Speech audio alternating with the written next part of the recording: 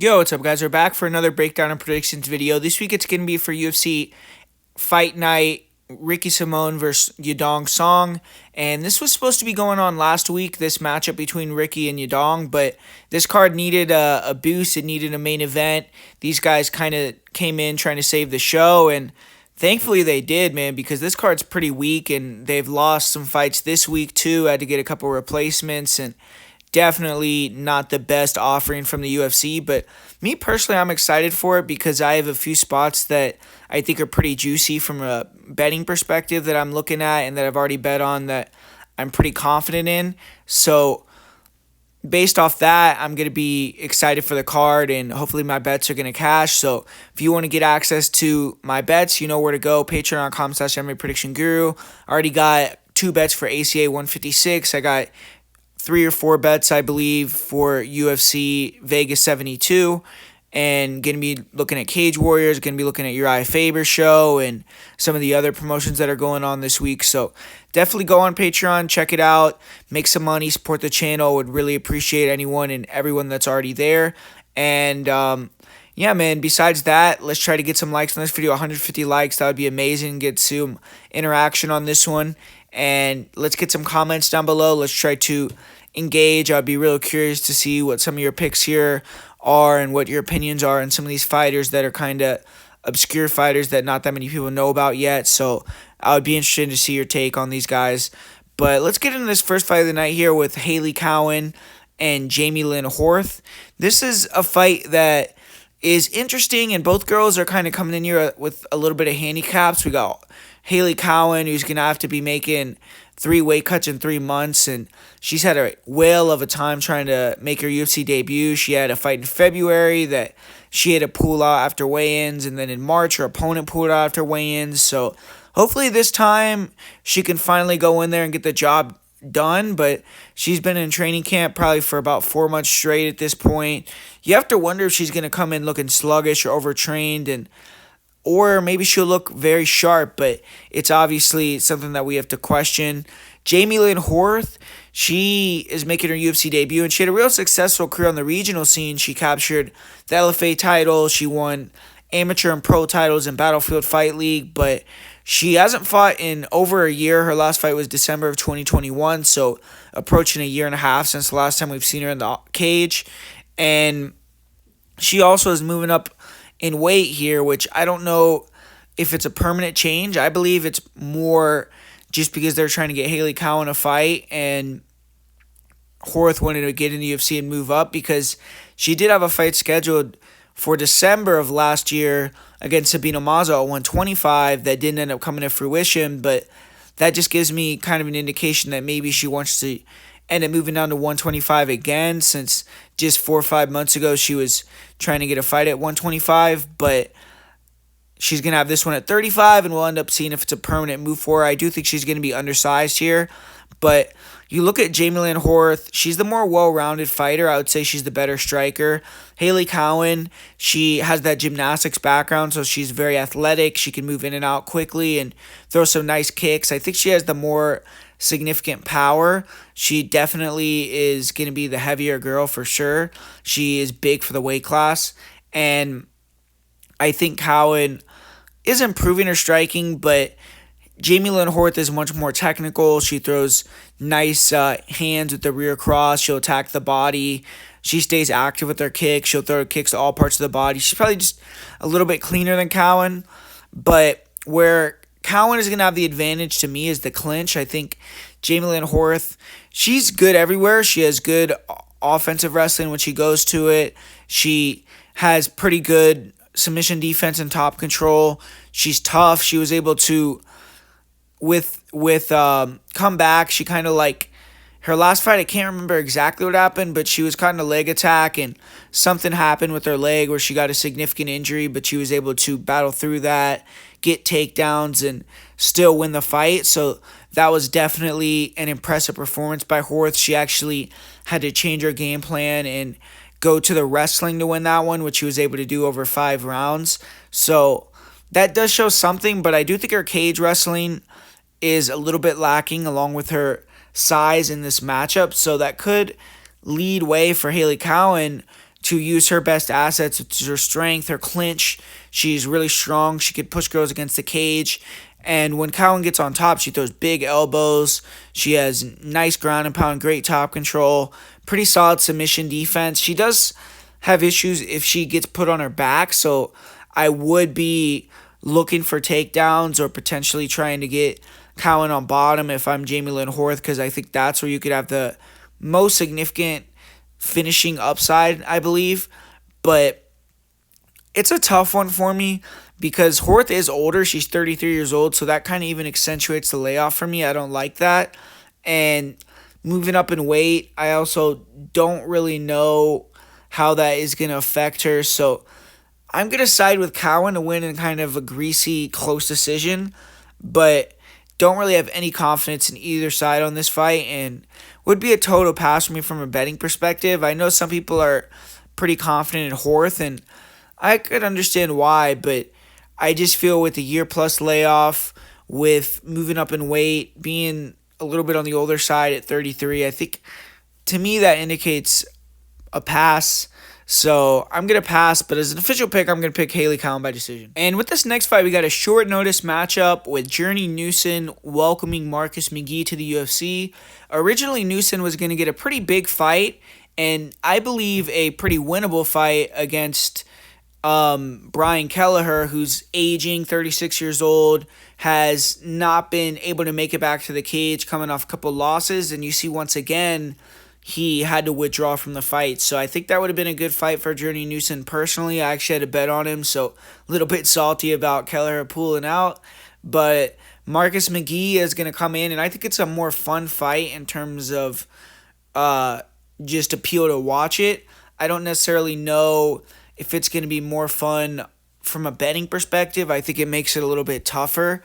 But when you see both these guys, how they both fight, Newson, I think, is a little underrated. He's short, compact, but very speedy guy. He moves around really well, and he keeps to the basics, and the basics can win you fights, man. I mean, the guy has nice leg kicks, good left hook, good overhand, fast counters. He has some decent speed, and he'll also mix in level changes every now and then. He does, I believe, have a black or brown belt in jiu-jitsu too, but ultimately, in the UFC, he's only gotten takedowns against Fernie Garcia. He got 2 in that fight, and he had less than 30 seconds of top control. So we haven't seen Newson be able to take a guy down and hold him down or take his back and go for a submission, even though he has that black belt in jiu-jitsu and that grappling experience. We haven't really seen it work or utilized at this high level, but Marcus McGhee is a guy that does have a deficiency in the grappling. He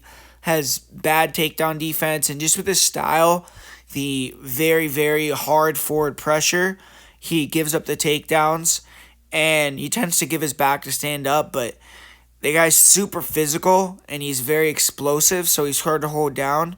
Just guys that are good grapplers do have the chance to potentially submit him. He has been submitted with the rear naked choke one time already in his career, which is his only loss.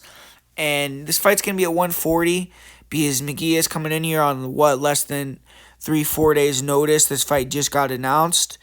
And he's a little bit older, 32 years old, almost 33. He is big for the weight, if you ask me, or he looks pretty big. So I don't know how the weight cut is going to necessarily go. It's probably going to be pretty tough. But hopefully we see the full version of Marcus McGhee. But this guy is very fun to watch, man. He comes forward, cuts the cage off, gets in your face, rips the body with straights and crosses, uses that to open up the headshots, and he throws kicks. He'll throw a lot of leg kicks, front kicks to the body, round kicks, head kicks, spin kicks. Tries to stay right in your face and be high volume. And the guy's a beast. I mean, he is very aggressive, but he also runs into punches. I don't necessarily know how he's going to deal with a guy that's constantly moving and trying to counterpunch him. It can also mix in the takedown like Newson. I could see him running into a big shot, or I could see him kind of getting outpointed, getting taken down, and kind of outpositioned over 3 rounds. And I could also see Marcus McGhee out-voluming Newson and making it more his fight, backing Newson up and being able to put more combinations together. But ultimately, I think that Newson is going to come in a little sharper. He's a guy that had the full camp. So I'm going to give it to Newson by decision in this one. But it's a fight I feel like it's dog or pass at the current line. I don't really want to bet Newson as an almost 2-1 favorite. I like him more as an underdog and when I'm betting him. And McGhee is a dangerous fighter that is confident, is going to come in here thinking he can win for sure. But I'm going to edge it towards Journey Newson to get the job done. And this next fight, we got a pretty easy one to predict, in my opinion, with Stephanie Egger and Irina Alekseeva. I don't really like what I see from Irina Alekseeva. She's coming off a decent win against Stephanie Page in Bellator, but I feel like she is kind of an underwhelming grappler with cardio issues. She doesn't have good striking. I haven't really seen her be able to strike with anybody. She could potentially be fairly competitive on the feet with Egger just because Egger is not a good striker herself. And one thing about Irina, she is pretty tall and long, but outside of her catching Egger with the submission off her back, which doing that against an ADCC champion, I don't see that happening very often. And I don't see her judo being able to outmaneuver Stephanie Egger's judo. I feel like Stephanie Egger has Olympic level judo and Irina Alekseeva has not that same level. And I think Egger, she's a girl that is a finisher. When she gets on top, she's a beast. She can go for submissions or ground and pound finishes. And she's finished the majority of her fights. She's finished all of her wins in the UFC. And this is a fight where I think you can kind of look towards Egger to potentially get the finish here on Alekseeva. I feel like Alekseeva tends to gas out pretty significantly. And I feel like if she starts losing some of these grappling exchanges, it could be a quick night for her, and it could be an easy night for Stephanie Egger. So I'm going to go with Egger here to win this one via second round finish, either submission or ground and pound. Fight here where the odds are close, and I agree. And there's some heat on this matchup. These guys don't like each other. We've seen Cody Durden and Charles Johnson talking shit to each other on social media for a while now. They've been trying to get this fight settled. So hopefully now they can settle their differences in the cage. But it's complete contrast of styles, right? You look at Cody Durden. He's a guy that likes to come forward, throw big punches, and I do think his striking is improving. He has power in his hands as well, and we've seen him drop opponents early on in his last few fights. But he primarily, especially in this fight, is going to want to get it to the ground, use his wrestling, use his clinch control against the cage, and just kind of grind on Charles Johnson, try to break him down and wear him out. If he can get to the back and choke him, that would be ideal, but Durden, it's unlikely you're going to submit a guy like Charles Johnson, who's a pretty high-level grappler in his own right. But I do think on the feet, Johnson's going to have a very significant advantage at range. I don't feel like Durden has the best kick defense, and he is someone that gets tired, and he's a little bit susceptible to body attacks. So I think that Charles Johnson would be very smart to attack the legs, attack the body diligently throughout the whole fight. Don't stay static when he gets taken down. Use his scrambling ability, which he does have, to get back up to his feet, make Cody Durden work, and get back to space and get back to striking again. And if he can do that, then I think he's going to have a great chance to start to break Durden down, hurt him to the body a little bit, potentially start to get him tired, and maybe even get on top of him and out-grapple him in a couple of scrambles. And I do see Charles Johnson have the better cardio. He's just the more composed guy, and he's more of a striker, which striking obviously is less taxing than wrestling in most occasions. And it's one that I feel like definitely could go either way. One thing I don't really like about Charles Johnson's approach since coming to the UFC is, I get it. I mean, he wants to make money. He wants to get to a new paycheck and, re-sign with the UFC and make some more money. But it's like, you can't be having 4 or 5 fights in a row and expect to have any sort of, in my opinion, huge improvements. I feel like you're kind of accepting where you are as a fighter and saying, okay, this is how good I am, and I'm going to go out and try to beat everyone I can with this level of skill set. And other guys are taking breaks, like Cody Durden is going to ATT, working his skills, trying to get better, taking matchups and then resting and getting appropriate time to recover and come back so he can be fully optimal. And Charles Johnson isn't really taking that approach. But I'm going to give it to Charles Johnson just because I think he's going to be a little bit more active. I think that he might do the more damage, and Durden could hold him down and control him against the cage for large periods of time. It could be a debatable fight and even like a split decision or something. But I'm going to say Charles Johnson gets the job done by decision, just being a little bit more active, working the body, having better optics and cardio, and just doing a little bit more damage. And for this next one, we got two sloppy heavyweights with Martin Buday and Jake Collier going against each other. And this is one where I feel like it's going to be a coin flip fight. It's going to probably go to decision. It's going to go over. And yeah, I mean, I feel like Martin Buday got really lucky to win his last fight. I thought that he kind of definitely lost that fight. I don't really get how he won. He got out-volumed. I thought that Borralho landed the better shots too, and he used the jab very effectively, which is something I think Collier is going to try to duplicate. But they gave the win to Buday for coming forward and landing, I guess, the more significant strikes, even though they were few and far between. But Collier, I feel like is the cleaner striker on the outside. He's going to be way more active. He's going to be using the jab. He's going to be peppering him, and he doesn't necessarily have that power, but I think that he's going to be able to do a little bit more. So for Buday to win, to me, he's going to have to land either some big shots that look like they hurt Collier or change the tide of the fight, make Collier hesitant, or he's going to have to push him against the cage, control him there, because Buday doesn't really have a wrestling. He doesn't have a top game. I don't really think he has great submission skills or ground and pound skills. I don't think he has that one-punch knockout power either, even though he's a big guy.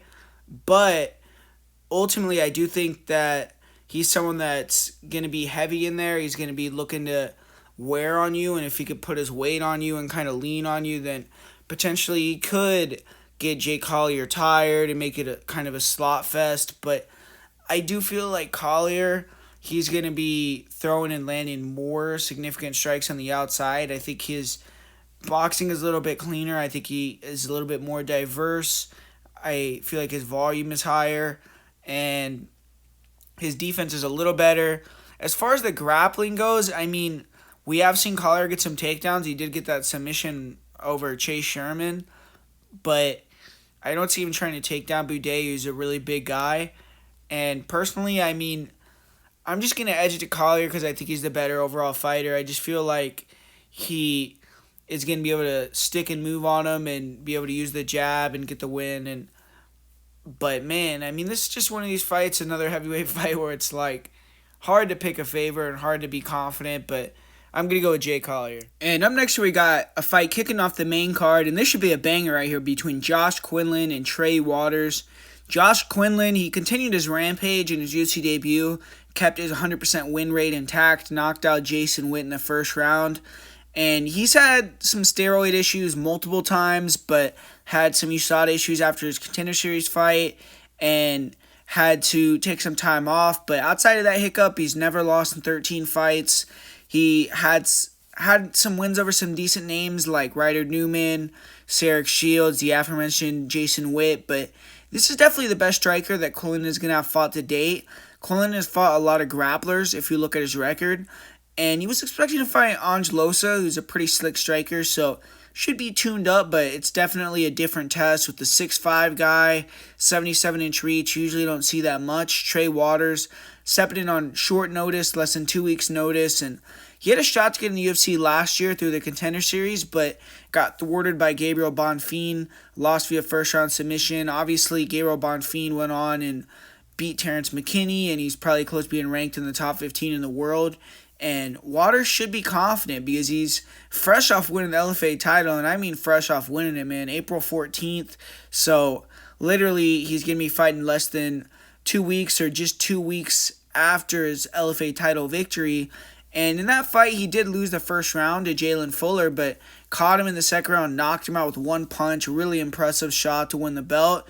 And it looks like he stayed in relatively good shape. I listened to an interview of his, and I was thinking that potentially a weight cut or 2 weight cuts in 2 weeks will be difficult for Waters, and it still could potentially be, but I did see that he said he was only walking around like 180, 181 right now, and that's with water loading, so he should have a very easy cut if that's actually true.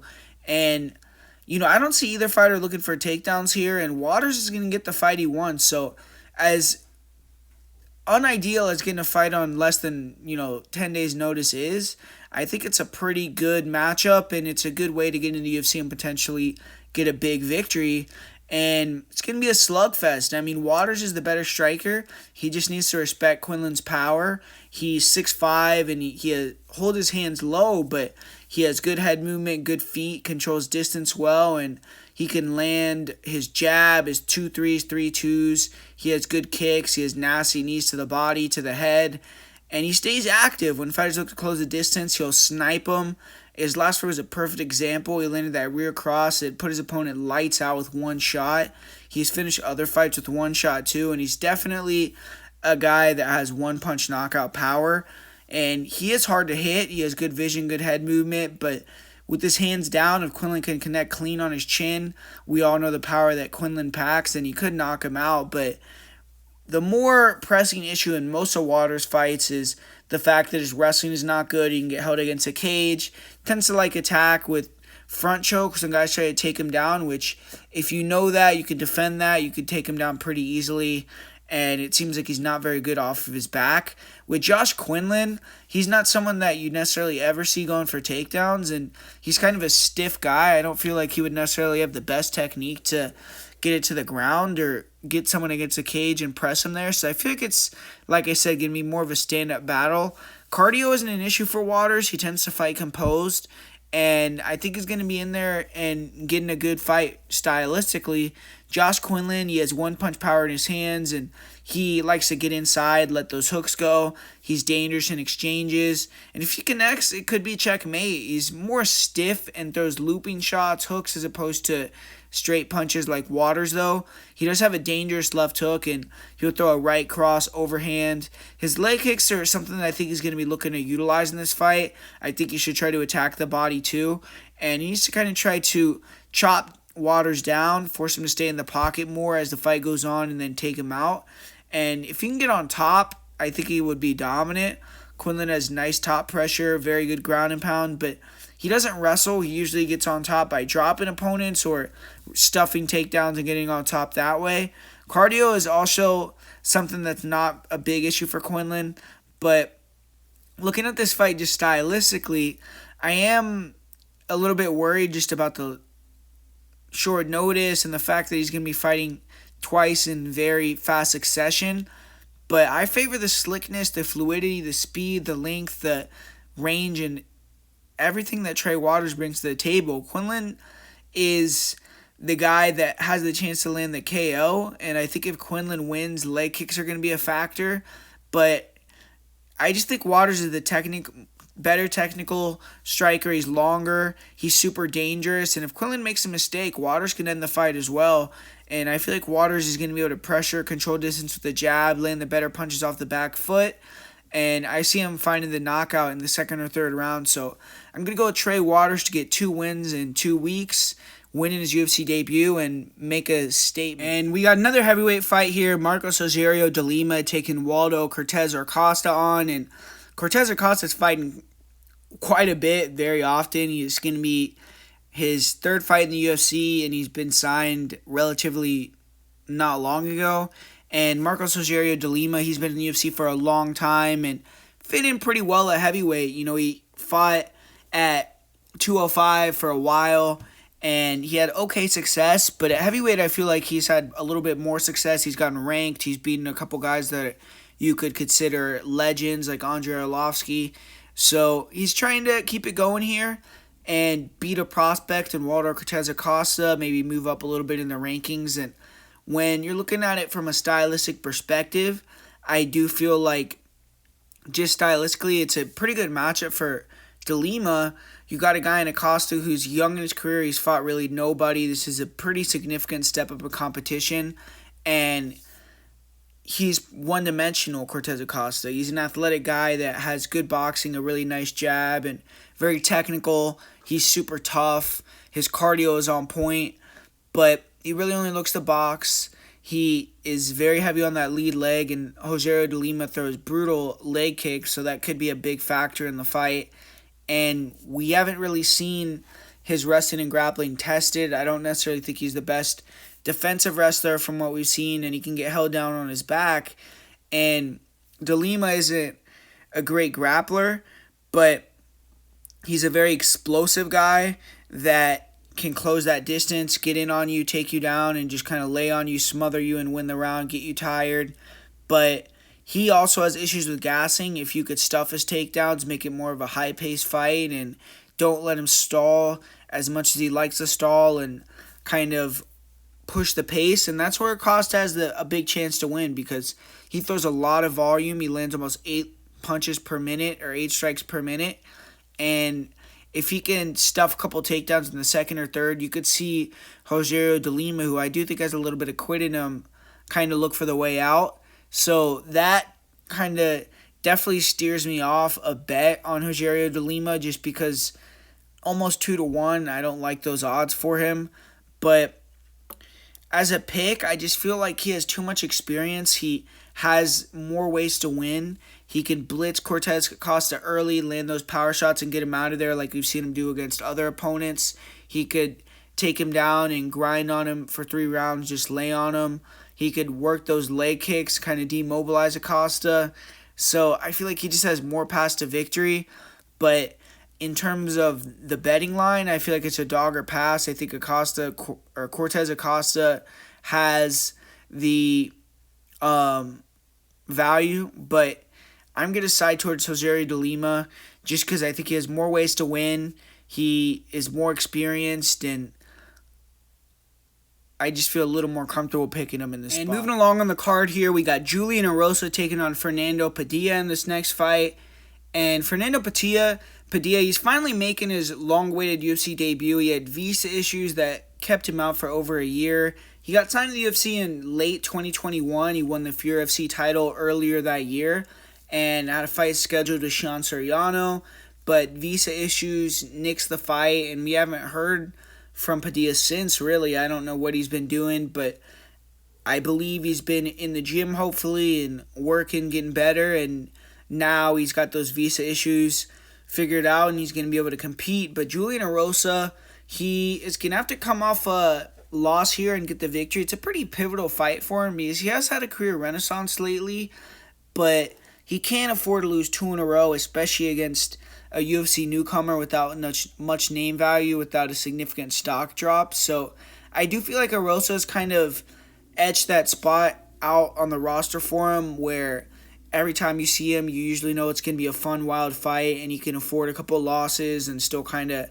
keep his placement as that type of guy. But if he wants to make a run, then this is a fight he can't afford to lose. But I personally see this as a fight that could go either way. Both these guys are very tall, long strikers. Padilla, he has nice leg kicks. He'll throw decent punches. He picks his shots well. He's the more technical guy that fights smarter most of the time. He likes to look for that check hook, likes to look for the rear cross, and he's a little bit lower volume, but he has good counter-punching ability and keeps it technical. Erosa, we all know, is more of a wild man. He attacks the legs and the body to open up the head, and you'll look to push the pace, throw flying knees, throw head kicks, and get in some exchanges.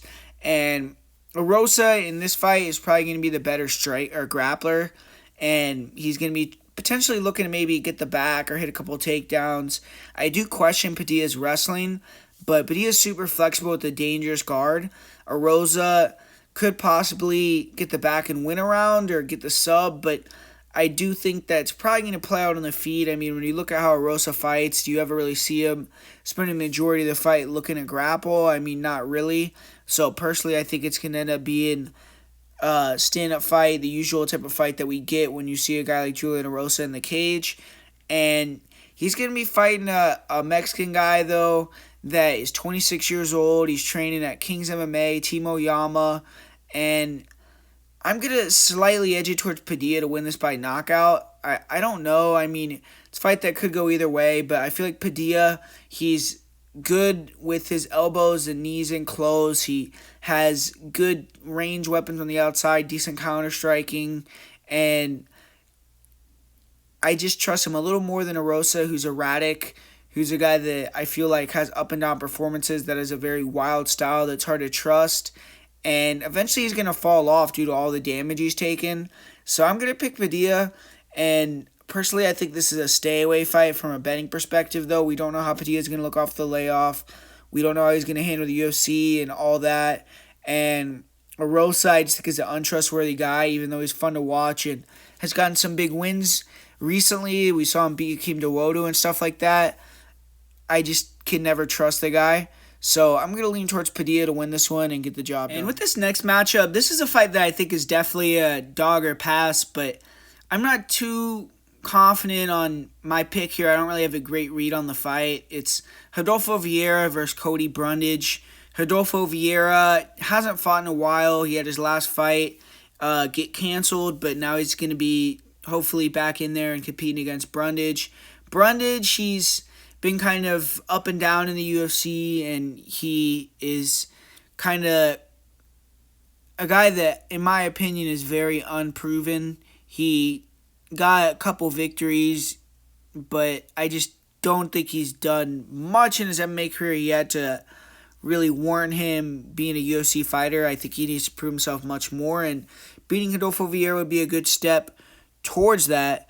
And but when you're looking at the matchup, I do think that there is path to victory for Brundage. I feel like Rodolfo Vieira, he gets a bad rap, though, for that Anthony Hernandez fight. I feel like he obviously gassed out hard in that fight, but Hernandez is a beast, man. He pushes a high pace, and Rodolfo Vieira, in my opinion, since that fight, went back, looked like he improved his cardio, his striking has really leveled up, and he definitely is looking to well-round his skills, and he's gotten a lot better overall in MMA. Obviously came in with that elite jiu-jitsu pedigree, but now you see him having a nice jab, nice rear cross, and he has nice kicks, decent leg kicks, and he's getting a little bit more technical with the striking, but I still feel like if you pressure him, you can throw leg kicks on him as well. You can land them, and if you back him up, his defense isn't the best, and he tends to use his wrestling as defense mainly when guys pressure. So for Brundage, he's going to be needing to work the leg kicks, try to be in and out, get in Vieira's face, back him up, and use his striking to maybe get some bad takedown attempts out of Vieira, get Vieira tired, and then you can start piecing him up even more, maybe even get on top of him at that point when he's tired out and beat him up like we saw Hernandez do. But one thing with Brundage as well is I feel like Brundage also has cardio issues. He's someone that I don't feel like is a great minute winner. He tends to win fights off opportunistic finishes, and I don't trust him to be a guy that's going to be able to outlast Vieira and then gas him out and finish him, even though he trains at elevation. I just don't think he has the experience for that. And I feel like Vieira is at one point going to be able to get this to the ground and finish the fight. So that's why I am going to go with Vieira as the pick. And I do think he should get the job done. I think he's the bigger guy. I think he's more experienced and a little bit better everywhere than Brundage, way better on the ground. But it's just, I don't trust Vieira at almost 2.5 to 1. I mean, I feel like that's a little bit overkill there. So personally, I think it's just like a pure pass fight for me. And this next fight, I'm pretty confident in who I'm picking here between Caio Borralho and Michal Oleksiejczuk.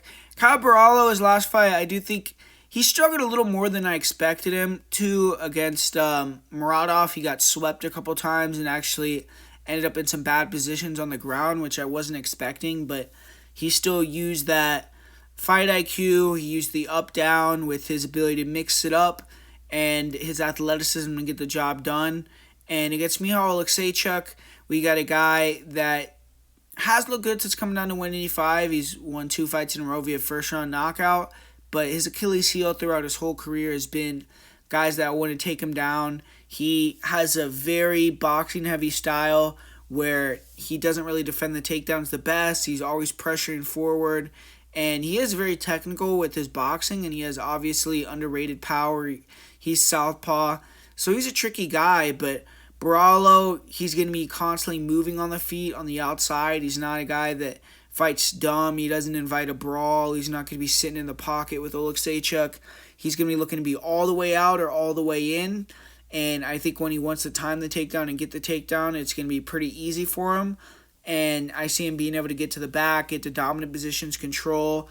One thing about Borralho is he's not a big submission threat to me, even though he has good jiu-jitsu. I feel like he's a lot more worried about just controlling and winning the fight.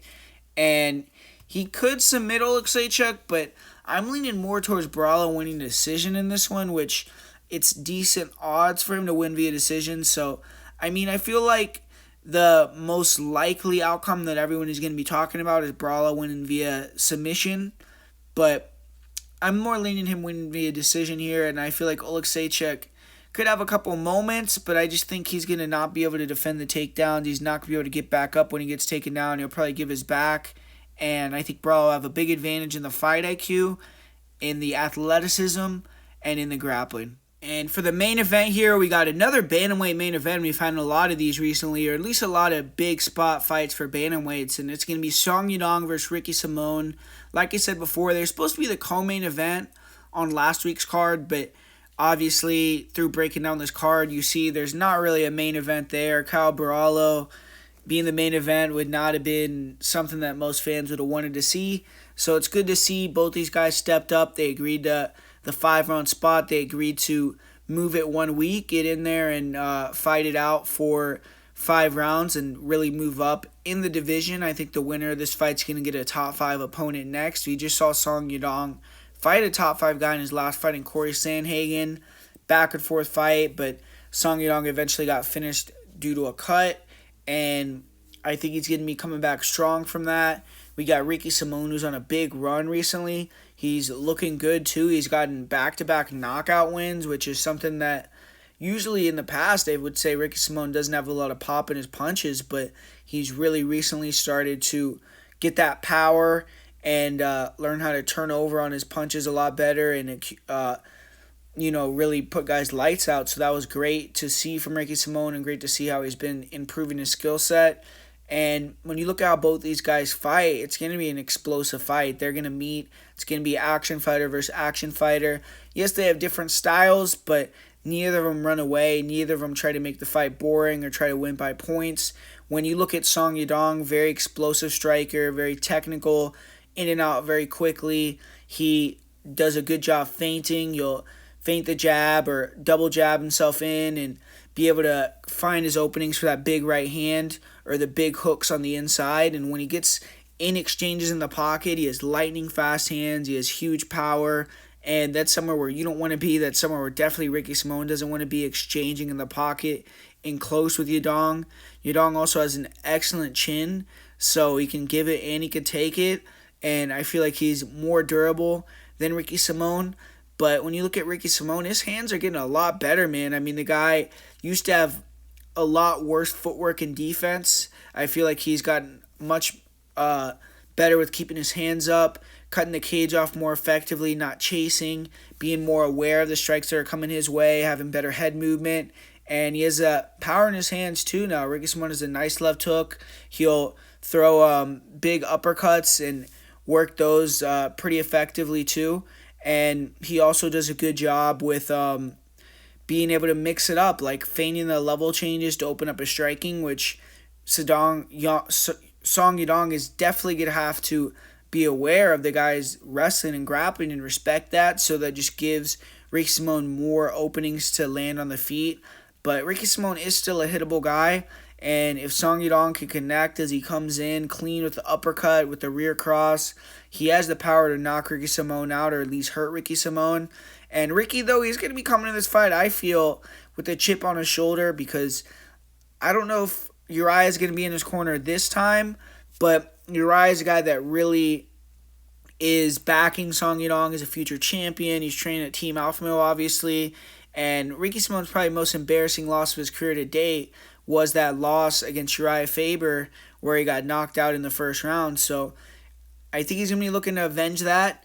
And it's obviously not the same matchup, and it's a different opponent, but that's going to be in the back of his head. So I feel like he's going to be very, very on point in this one with his ability to mix it up and fight smart.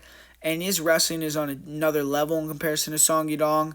He has very good level change. He's one of the bigger guys for the weight. I think he's going to be heavier than Yadong when they both get in there.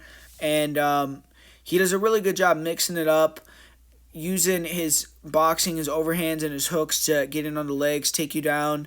He has real fast level changes. When he gets on top, his top pressure and his top control is elite. I feel like it's the best that Song Yadong will have faced in his career to date.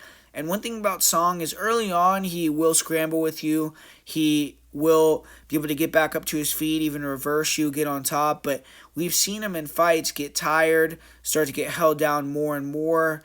And we even saw in the Corey Sandhagen fight, he got held down in the 4th round and the 3rd round more than he did in the entire fight previous to that. And he also has lost his not lost, but he should have lost to Cody Stamann when it was a draw. He got taken down 3 times against Kyler Phillips, which led to a loss. So personally, I just feel like Song Yadong is going to have to catch Ricky Simón and knock him out to get the win. Both these guys are cardio monsters, so Song Yadong can't rely on Ricky getting tired after taking him down for 3 rounds and then catching him. I do think 5 rounds gives Song Yadong a little bit more of a chance to land that kill shot, because I think Song is going to keep power for 5 rounds. But I'm still going to lean towards Ricky. If it was a 3-round fight, I would be more confident, but I just feel like Ricky Simón is going to be able to mix it up, use his wrestling to get some takedowns, and be able to get the job done over Song by decision. I wouldn't even be shocked if he finished him in the later rounds either. I just feel like he's going to have the better gas tank, especially if he can make it his type of fight. So I'm going to lean towards Ricky Simón in this one.